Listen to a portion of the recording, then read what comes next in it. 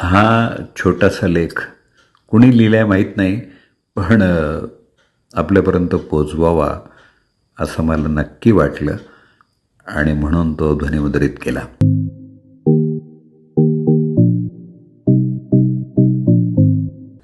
एका गाढवाला झाडाला बांधलं होतं. एका रात्री भूतानं दोरी कापून गाढव सोडलं. गाढवानं जाऊन शेतातली पिकं नष्ट केली. चिडलेल्या शेतकऱ्याच्या बायकोनं गाढवाला दगड घालून ठार केलं. गाढवाचा मालक नुकसानीमुळं उद्ध्वस्त झाला. प्रत्युत्तरादाखल त्यानं शेतकऱ्याच्या बायकोला दगड घालून ठार केलं.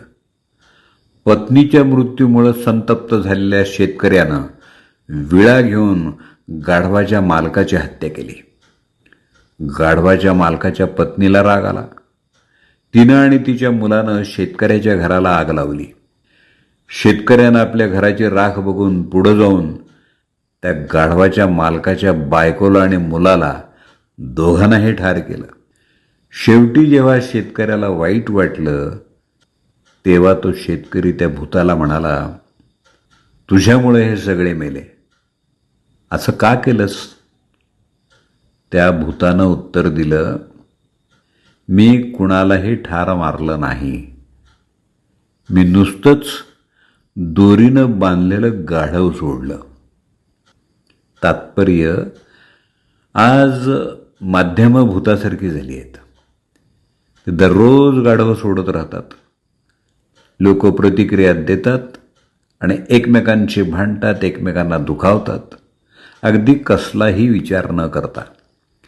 सरते शेवटी माध्यमांच्याद्वारे सोडलेल्या प्रत्येक गाढवावर प्रतिक्रिया न देण्याची आणि आपले मित्र आणि नातेवाईक यांच्याशी असलेले आपले संबंध जपण्याची जबाबदारी आपलीच आहे.